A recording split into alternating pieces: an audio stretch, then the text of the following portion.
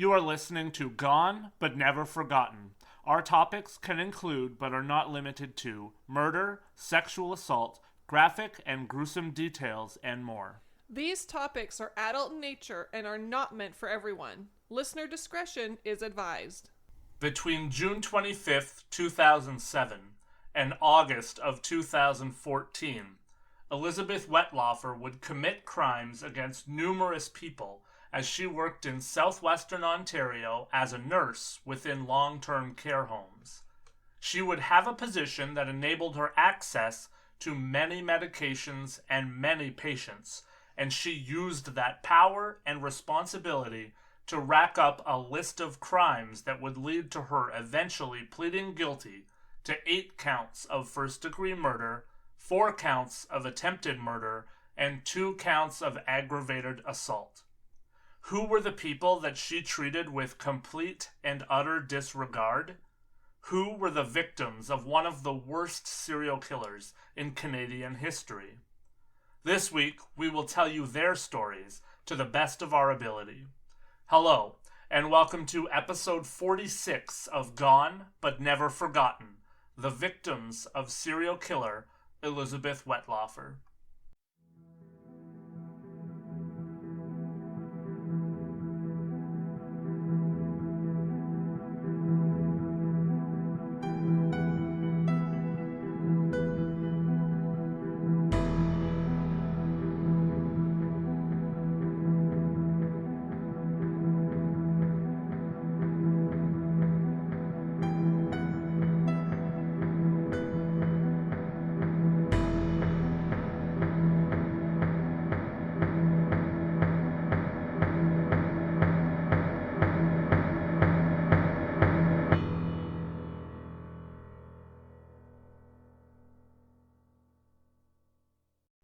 Hello everyone, and welcome back to GBNF. We're in the midst of another 3-part series on the life and crimes of another serial killer here in Canada.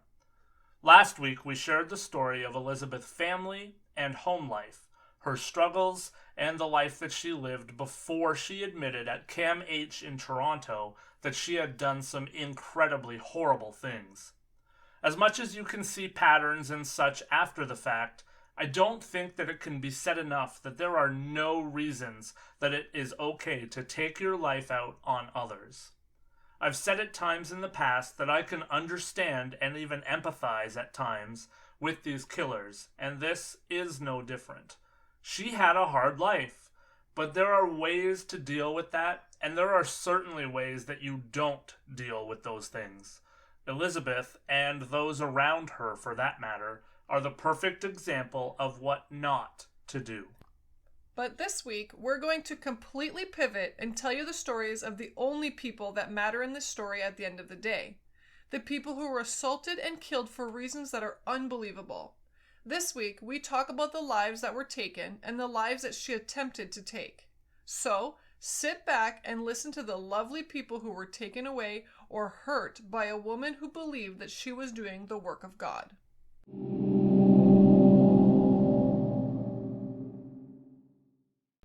Between 2007 and 2014, Elizabeth Wettlaufer would commit a path of crimes that would center on and take the lives of one of the most vulnerable sectors of our population. Elizabeth Wettlaufer would use and abuse the power and privileges that were afforded to her by her position as a nurse to take innocent lives. Today, we're going to talk about the lives that she took away. The lives that she removed from their families and friends before it was their time. Between June 25th of 2007 and December of 2007, Elizabeth Wettlaufer would commit her very first crimes while she was working at Crescent Care. This was the long-term care home that she worked at for the longest amount of time and the location of the bulk of her crimes. Her first 2 victims were sister-in-laws, Clotilde Adriano and Albina de Medeiros. These 2 sisters were not murder victims.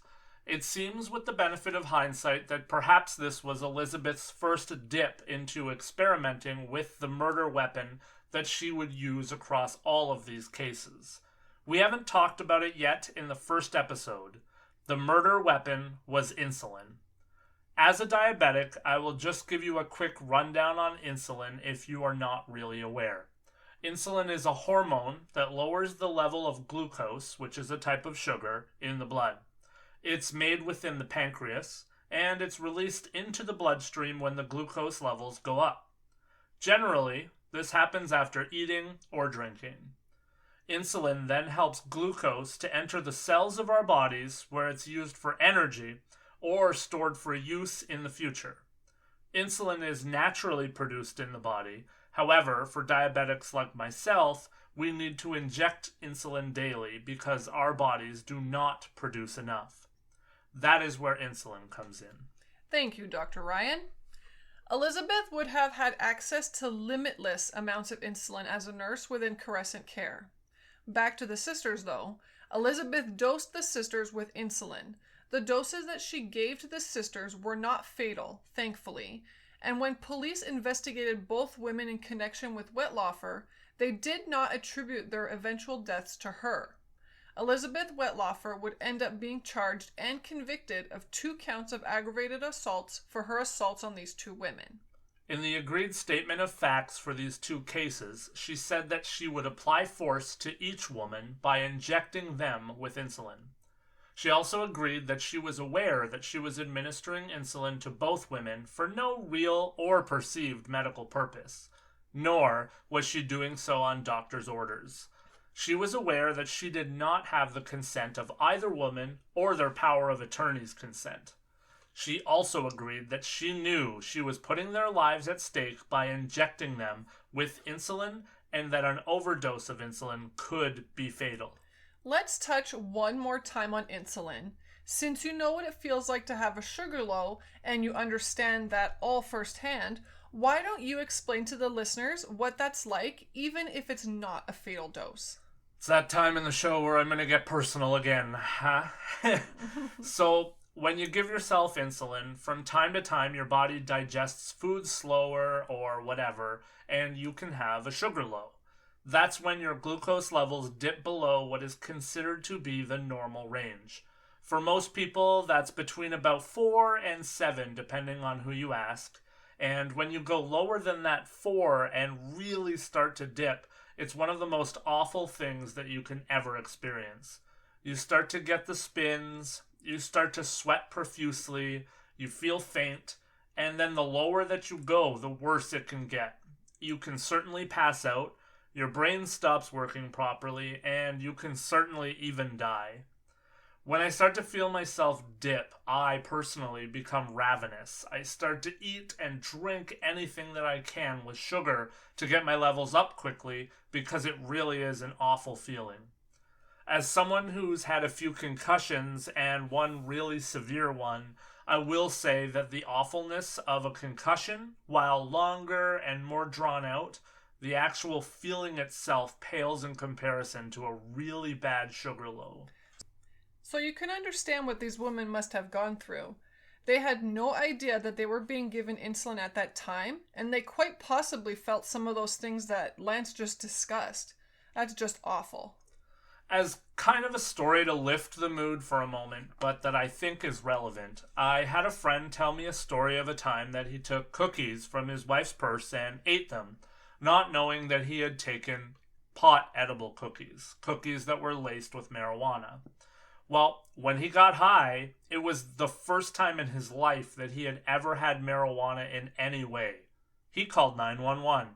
He felt faint, he was passing out, he was a hot mess. As much as that's funny, certainly, that is a lot like what insulin would do if you were injected with it and you didn't know, except for the fact that insulin can also prove fatal. Clotilde Adriano would pass away on July 30th, 2008 at the age of 88.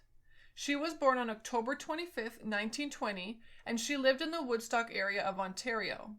Clotilde and her husband Manuel, who predeceased her in 1997, had 2 children, Tony and Donna. She also had 5 grandchildren and 3 great-grandchildren at the time of her death. Clotilde was part of a big family and had many siblings. On March 5th of 2007, Clotilde moved to Crescent Care, and she was suffering from many ailments, including diabetes, which she controlled with injected insulin. She also suffered from dementia. When Clotilde first moved into Crescent Care, she required adjustments to her insulin to get herself leveled out. In June of 2007, Elizabeth started working at Crescent Care. In July of 2007, Clotilde started to have hypoglycemic incidents, meaning that her sugar levels were dropping below normal. This was obviously the case because Elizabeth was giving additional doses to Clotilde. This week, we want to focus more on the victims. Next week, we will get more into the crimes themselves. Clotilde was taken care of when she had her hypoglycemic events by other nurses, and as mentioned, when she did pass away, her death was not attributed to Elizabeth. Albina de Medeiros was Clotilde's sister-in-law, and she also lived at Crescent Care. She would pass away on February 25, 2010, on her 91st birthday. Albina was born on February 25, 1919 in Portugal, and she moved to Canada to join up with her brothers and the rest of her family. She got married, and she worked alongside her husband, Matheson, growing tobacco in the Woodstock area. Albina and her husband did not have any children of their own, but her husband did have children from a previous marriage. Albina's cognition started to decline, and everyone started to worry for her safety being at home. So, on April 12th of 2006, she was admitted to Crescent Care, where she would later be placed in a room next to Clotilde, as they were sister-in-laws. Albina's medical history also included diabetes, and she was also taking regular insulin injections. As mentioned, when she passed away, her death was not attributed to Elizabeth. Elizabeth would commit her first murder on August 11th of 2007. The murder took place at Crescent Care and took place when she gave 84-year-old James Silcox enough insulin to kill him. James Lansing Silcox was born on February 17, 1923, and he spent most of his life living in Woodstock. He was a World War II veteran, having served with the Royal Canadian Army Service Corps for 4.5 years in Italy, Holland, and Belgium. He had been married to Agnes Silcox, née Bond, for 63 years. He was a father to 6 children, David, Daniel, Diane, Joanne, Janet, and Andrea, and he had 13 grandchildren and 8 great-grandchildren at the time of his death. He had worked at Standard Tube Inc. in Woodstock for over 30 years. He was also a member of Old St. Paul's Anglican Church in Woodstock. In the spring of 2007, James had a stroke, and that resulted in him staying in hospital for 4.5 months. The stroke had affected his right side and left him prone to falling, which he also did while still in the hospital, when he fell and broke his pelvis. On July 25th of 2007, James was admitted to Crescent Care with many diagnoses, including Alzheimer's disease and diabetes that was controlled by insulin. It's just so sad. 17 days. There were 17 days between Mr. Silcox was first admitted to Crescent Care and when he was killed. It just blows me away, the series of events that had to happen for him to be there where he was and for Elizabeth to have access to him. Can I just say, I know that one murder does not count as any more or any less than another, but stuff like this seriously breaks me on a different level. I've mentioned before, I think, that I work with seniors, and I love chatting with them, especially the people who immigrated here or that served within the army. The stories that these people have and the sacrifices that they've made in their lives are heroic and something to behold. Yet, here is this monster who completely had no regard for patients that she was put into the trust of taking care of. Yeah, these poor people. On December 23rd of 2007, Maurice Granat would become the second murder victim. Maurice was 84. Maurice, also known as Mo Granat, was born on February 7th, 1923, and he lived the majority of his life in the town of Tillsonburg, Ontario. He was a tinsmith by trade and an auto mechanic, and he ran a small shop in Tillsonburg where he worked fixing all types of devices. He had 2 daughters, 5 grandchildren, and 11 great-grandchildren at the time of his death. He was also predeceased by his son. On December 4th, 2006, Maurice would be admitted to the Crescent Care home. Maurice was battling cancer, had numerous other physical ailments, and he was unable to take care of himself. Within a year of being at Crescent Care, Maurice was becoming very frail and fragile. By the end of 2007, he was not eating regularly, and he chose to spend most days in bed instead of getting up for the day. He was not, however, diabetic. Thus, he had no need to be given insulin. Unfortunately, as we will discuss in depth in the next episode, Maurice was indeed given an overdose of insulin. This is what is also incredibly scary to me. I cannot even imagine having a sugar low without prior knowledge of what that was or why you felt that way. Maurice did not have any apparent issues with his mental faculties, so he was likely fully aware of what was going on as he was killed by insulin. This is just absolutely awful. Wayne Hedges would be assault victim number 3. He passed away on January 24th, 2009 at the age of 57. Wayne Douglas Hedges was born on April 23, 1951. His family was largely centered within Western Ontario. Wayne had been living at Crescent Care since 2000, and he suffered from diabetes, schizophrenia, and mental disabilities. Wayne's diabetes was treated normally with insulin injections. Elizabeth admitted to police that she had overdosed him with insulin on October of 2008 with the intention of taking his life. Wayne would leave behind his dad Bruce and his mom Helen and his sisters Dixie and Barbara. He was predeceased by his brother Rick in 2002. He was also an uncle to many nephews and nieces, as well as a great uncle to many. Michael Priddle would then be assault victim number 4. He passed away in January of 2012. Michael Stefan Priddle was born on June 1st, 1945, and he grew up in Ingersoll, where he would meet his wife. They got married in 1971 and had one son.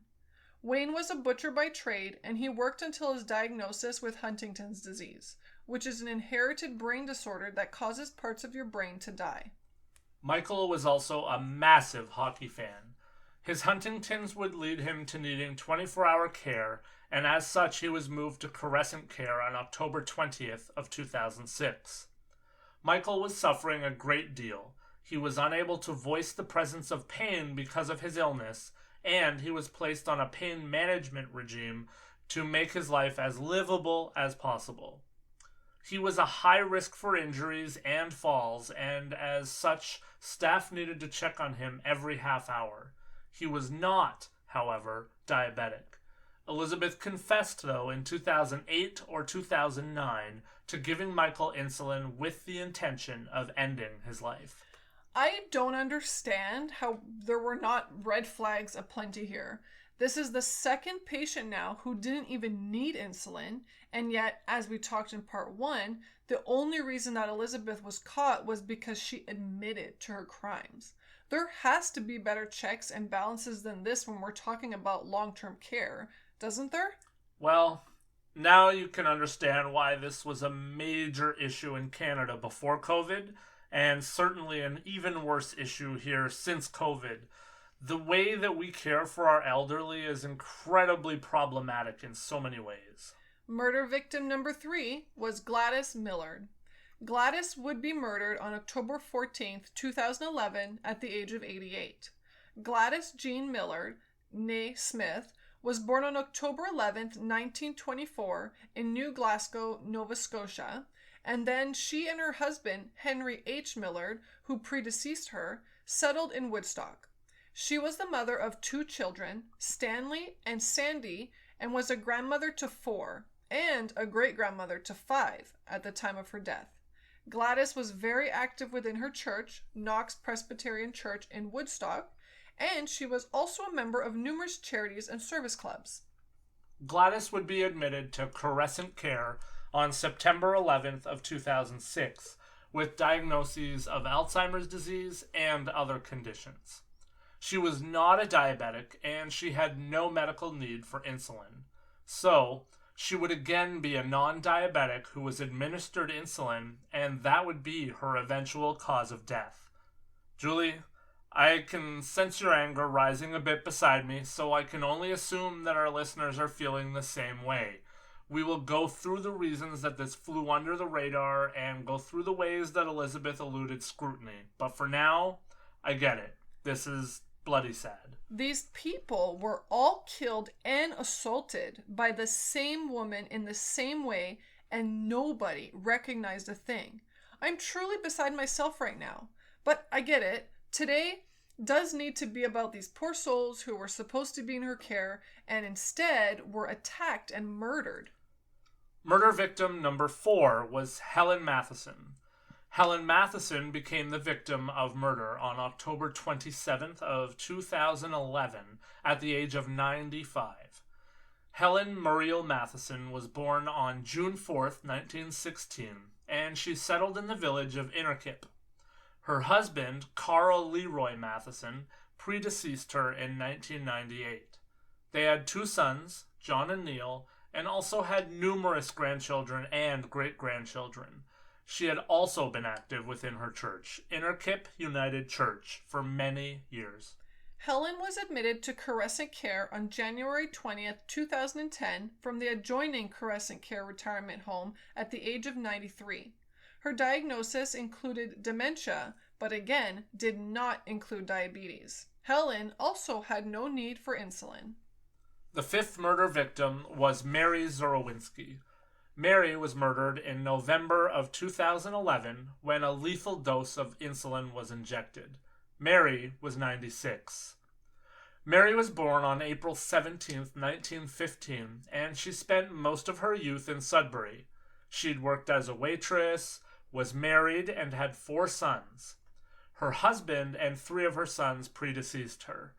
Before Mary was admitted to Crescent Care on May 6th of 2011, she was described as being incredibly independent.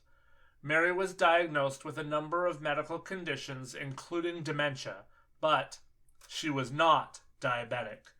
Again, Mary did not have a need for synthetic insulin.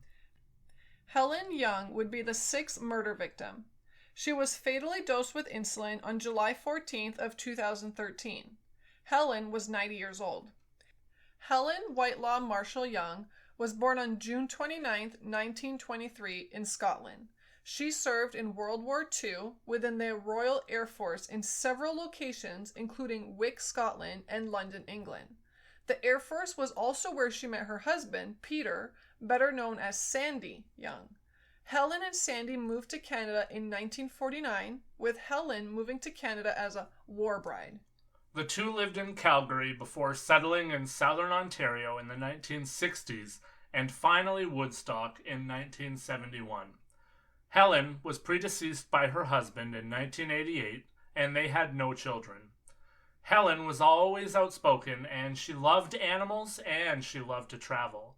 She was very involved with the Lions Club, the Humane Society, and other charities. Helen was admitted to Crescent Care on December 12, 2009, with a number of medical issues, including dementia. However, sorry if we're repeating ourselves a lot, Helen did not have diabetes and did not have any need for synthetic insulin. Elizabeth's 7th murder victim was Maureen Pickering. Maureen was killed with an injection of insulin in March of 2014. Maureen was 78 years of age when she passed away. Maureen O'Neill was born on June 9th, 1935, in Tillsonburg.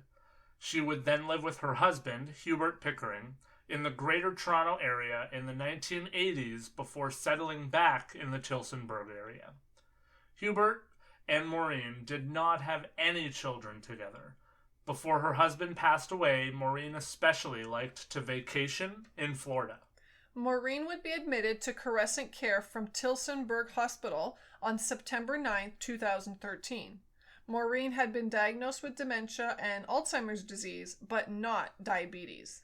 In April of 2014, Elizabeth was hired as an RN at Meadow Park Nursing Home in London, Ontario. That is where she met and killed her final murder victim. Arpad Alahos Horvath was born on November 14th of 1938. For most of his life, he lived in Straffordville. He was married to Lana Horvath, née Jacobs, and they had 2 children, Susan and Arpad Jr., and 3 grandchildren at the time of his death. Arpad was an avid hunter, known as an international big game hunter, and he was very proud of his Hungarian heritage, even serving as president of the Hungarian Club of London for 29 years. For 50 years he had worked as the owner and chief engineer of Central Tool and Die Limited in London.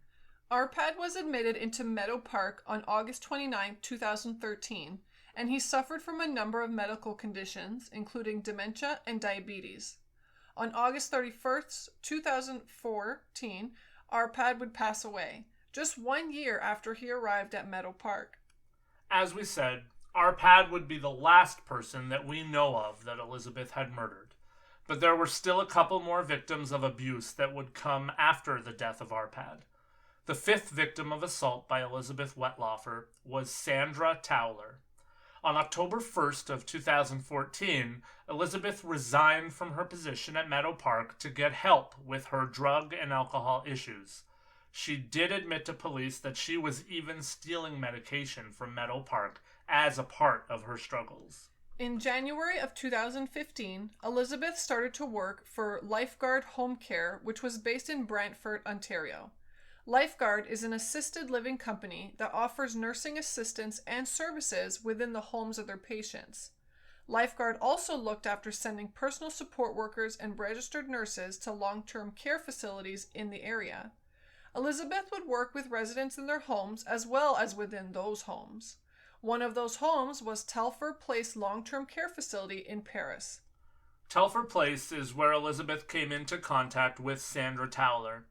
Sandra Tower was born on April 6th of 1939, and she lived in Brant County, where she raised her daughter and her son. To date, Sandra Tower is still alive. She suffers from dementia. Sandra was admitted to Telford Place because of dementia, Alzheimer's disease, and diabetes that was controlled by oral medication. This means that while she was diabetic, she was not using insulin. Elizabeth admitted that she had overdosed Sandra with the intention of killing her.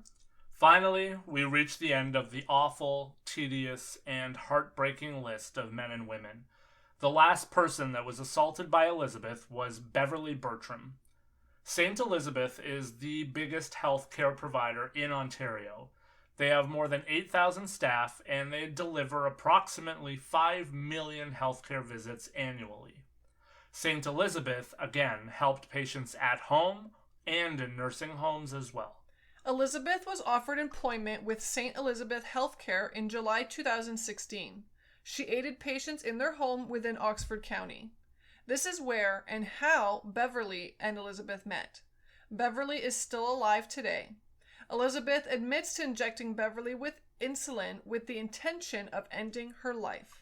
Beverly resided in Ingersoll at the time. She suffers from a number of health issues and suffers also from diabetes, which she controls with injectable insulin. She does not suffer from dementia. In the summer of 2016, Beverly had surgery on her left leg, and on August 19th of 2016, Beverly returned home from the hospital, and nurses from St. Elizabeth attended her to help with an infection. One of the nurses that attended was Elizabeth, and we get more into the crazy details of what she did before she attempted to murder Beverly on the next episode. But suffice to say, Elizabeth did administer unwanted and unneeded insulin to Beverly with the intention of killing her as well. And so we get to the end of 14 people whose lives were affected and ended by Elizabeth Wettlaufer. In episode 1, I said that I actually feel for some of these criminals when you look into their past and see what kind of life they had. I've said that multiple times throughout the podcast even, but the reality is that many, many people have a bad life, or a bad school life, or a bad home life, or all of the above. But very few of those people take it upon themselves to in turn fuck up other people's lives or worse. This woman clearly admits that she had the intention to kill many more people, and if she didn't, and if she had not told Cam H herself that she had done those things, who knows how many more people may have died. So many lives ended, and like you said, going through a Sugarloaf event is not a walk in the park either. So even the people that she didn't kill, she tried to kill them and certainly caused them and their bodies a great deal of stress. One thing that I wanted to mention here at the end is that one of the most heartbreaking parts of the research for this case was reading obituaries.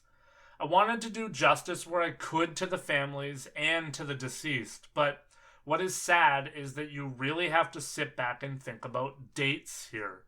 These people were killed by Elizabeth long before their families even knew that they were killed by Elizabeth. A lot of these obituaries thank the staff at Crescent Care and mention that their loved ones had passed away peacefully. Years went by, and then I think Julie said it best as I was researching. Then this news breaks, and they have to grieve their families all over again. Now they find out that their loved ones were killed. They certainly did not die peacefully. Not to mention, you would really question yourself if you had a role in sending them to the home where they got killed. You would have so many questions and so much anger. I honestly cannot even imagine the anger that you would feel. Is there anything else here in this episode that pertains to the victims that you would like to add to, Julie? As far as the finer details, I want to save that more for the next episode. Well, really, I just want to focus on the fact of how long this list is. Like, this isn't, just like a handful of people, which would also be as bad, but like, there's 14 people here, and she was going to get away with it. Like, I think that's just the scariest part of all of this, And of course, they always say, like, children and elderly are most vulnerable. So, like, this episode gives me chills because a lot of those people can't voice what's going on to them.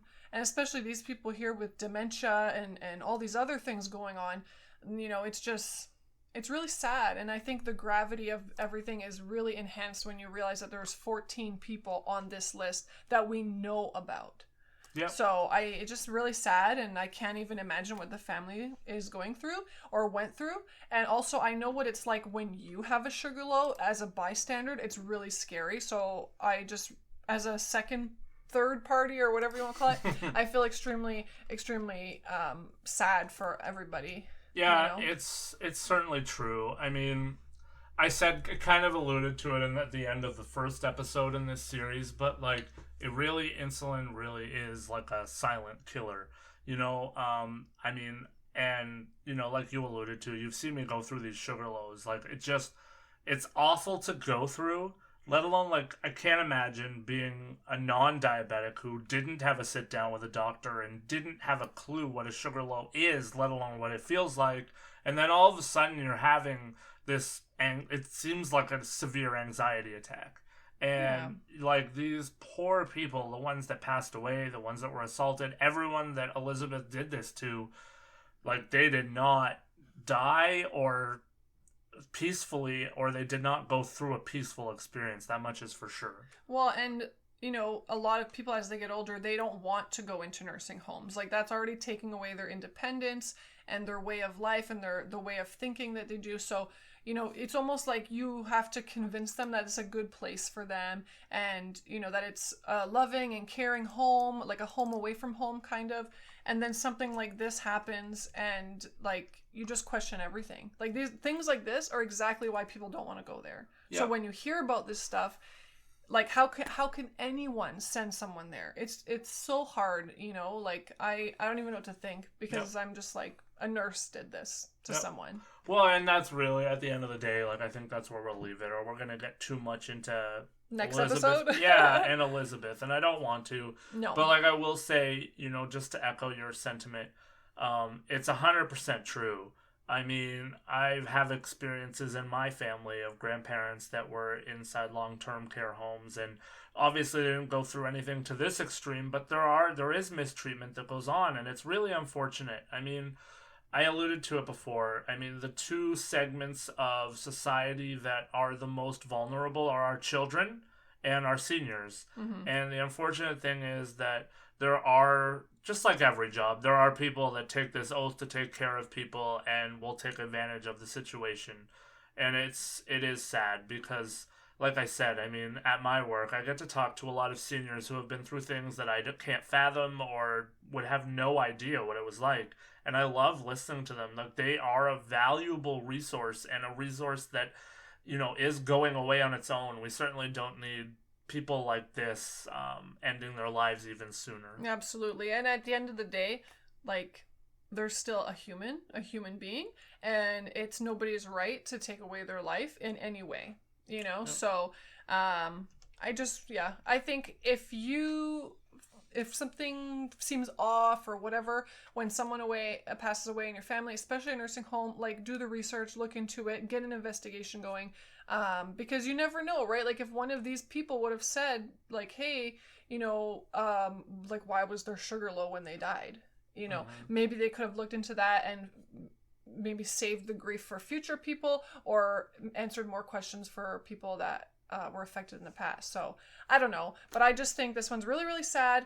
And I think we'll maybe get a better understanding, maybe not any closure, but a better understanding in the next episode. For sure. I want to touch on one more thing there, just to try to maybe tie a little bow in something you said there that might be confusing to people. So for people that have diabetes, obviously, your sugar just can go low. So these people that were already on insulin, I would say a hypoglycemic event is not abnormal. For these people that weren't diabetic, what likely would have happened is they would have had that sugar low, passed away, or went through a medical event, and because they weren't diabetic, their body would eventually push out more insulin. So the problem is, when you get to an autopsy or something like that, their sugar level wouldn't have been low. Oh, that's true. Yeah, I guess it would depend on when the autopsy was conducted. So you're right. So yeah, that's true. That's a good point. Yep, exactly. But I think with that, we'll wrap a bow on this episode. I want to say one more time, rest in peace to all of the victims, and our thoughts and prayers go out to the victims who are still with us. This is an awful experience. This is an awful thing that happened to people.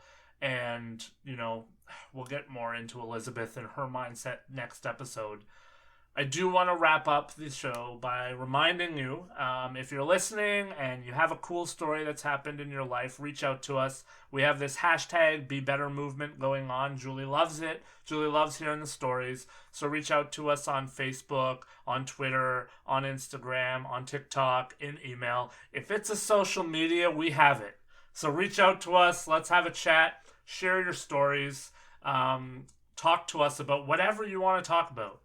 And I think we'll leave it there. Yep. So thank you guys for listening, and we'll see you next week on Gone But Never Forgotten.